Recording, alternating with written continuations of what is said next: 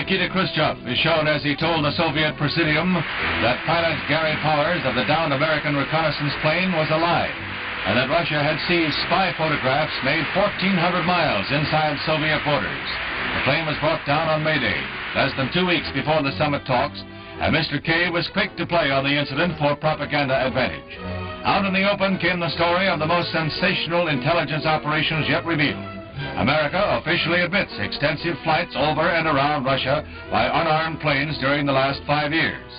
State Department spokesman Lincoln White gives the reasons for the flights. That given the state of the world today, intelligence collection activities are practiced by all countries, and post-war history certainly reveals that the Soviet Union has not been lagging behind in this field.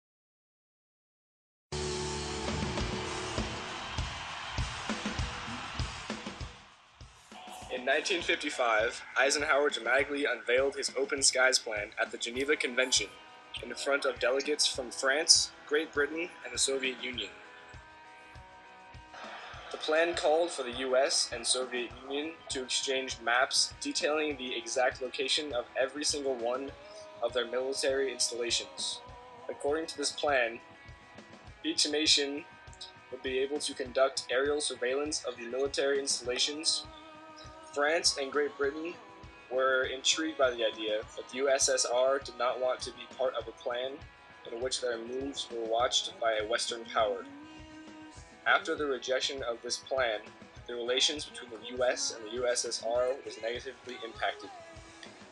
The US instituted a high-altitude reconnaissance flight over the Soviet Union.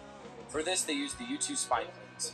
The CIA controlled the flights, and the military was not involved so as to avoid conflict.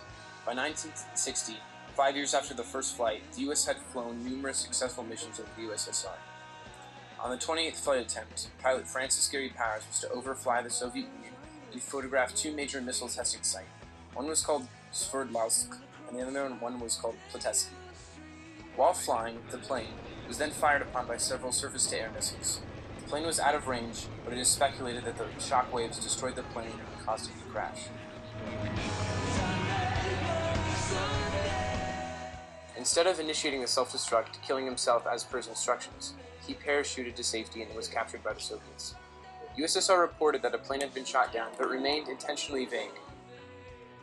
The US did a paltry job at covering up the incident, but was finally exposed by the Soviet Union and the reveal of the plane wreckage and Gary Powers. Eisenhower issued a public statement refuting his earlier comments.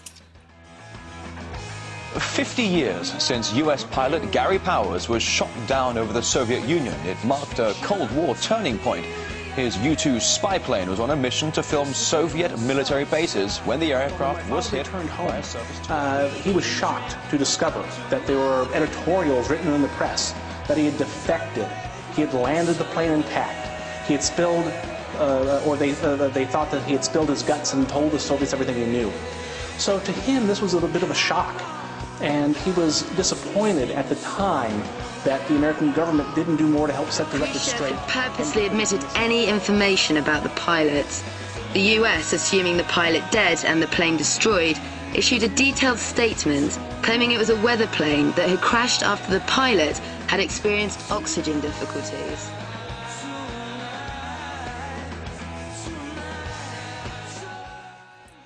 Francis Gary Powers was born in Jenkins, Kentucky, and grew up in Pound, Virginia. He graduated from Milligan College in Tennessee. In 1950, Powers was commissioned as a second lieutenant in the United States Air Force. Powers was discharged from the United States Air Force and joined the CIA's U-2 program in 1956. Following the plane crash, Khrushchev demanded that Eisenhower apologize for the incident. Eisenhower would not apologize, and thus the four-power Paris summit between Eisenhower, Khrushchev, Macmillan, and Gaulle collapsed. A meeting of the United Nations Security Council was held on May 23rd for the Soviets to tell their side of the story. The meetings lasted 4 days, wrought with allegations and pointed fingers. Powers pleaded guilty and was convicted of espionage 3 months later, and sentenced to 3 years in prison and 7 years of hard labor. 1 year and 9 months into the sentence, he was exchanged for Rudolf Abel. Rudolf Abel was a spy for the USSR who was captured and charged with espionage. He was given a 45-year sentence for his wrongdoing. In Powers' later life, he became the helicopter pilot for a news station in Southern California. He was on a routine traffic patrol flight and experienced an engine malfunction.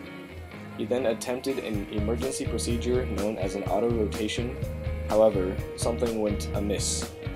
In an attempt to avoid a park filled with children, he directed the helicopter into a less heavily populated area. Unfortunately, the maneuver failed, and Powers was killed as a result of the injuries sustained from the crash. The cause of the crash was found to be poor fuel management on the part of Powers. It was reported that before the flight took off, a mechanic had repaired the fuel gauge without informing Powers, who then misread the gauge.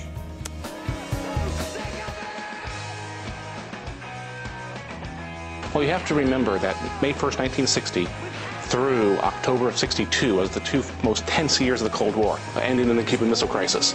Between that time period, you have the erection of the Berlin Wall and the Bay of Pigs. Had my father not been shot down, it's hard to figure out what exactly would happen. But I think that the Berlin Wall would have still gone up. I think the Cuban Missile Crisis would have still happened, but the results could have been much different. Well, as a kid, I was aware that my father had been shot down over the Soviet Union. It was normal. I didn't think it was abnormal. And then I saw this article in the encyclopedia about my father and the U-2 incident, and I was confused. So I went up to my mom and I asked her some questions, and she said, oh yes, your father was shot down. He's very famous because of what he went through, and this is what it talks about in the encyclopedia. So it was very interesting to have to come to this realization at a young age through an encyclopedia. I was very introverted throughout high school. I didn't understand why the press would call the house to ask questions or why friends at school would tell me something they knew about my father. So it complicated it in that it took me several years to adjust to it and get accustomed to it and comfortable with talking about it. It was an awkward time. Jack London. The U-2 spy plane was built by Lockheed and is nicknamed the Dragon Lady. It is a single-engine, high-altitude reconnaissance aircraft, solely operated by the United States Air Force, but previously flown by the CIA. The U-2 spy plane can fly as high as 70,000 feet in all weather, day and night.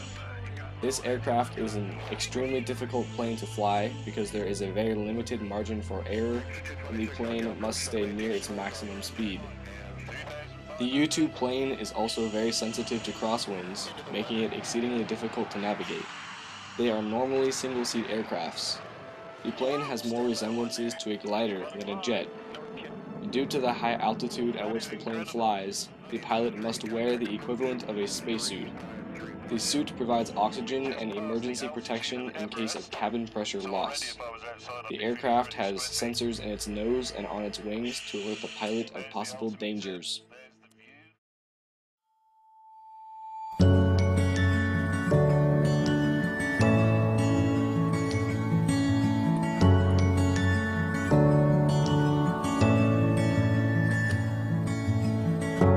This is where the chapter ends. A new one now begins. Time has come for letting go. Go ahead. The hardest part is when you know all of these years when we were here are ending. But I'll always remember we have had the time of our lives. And now the pages turn, the stories we will write. We have had the time of our lives.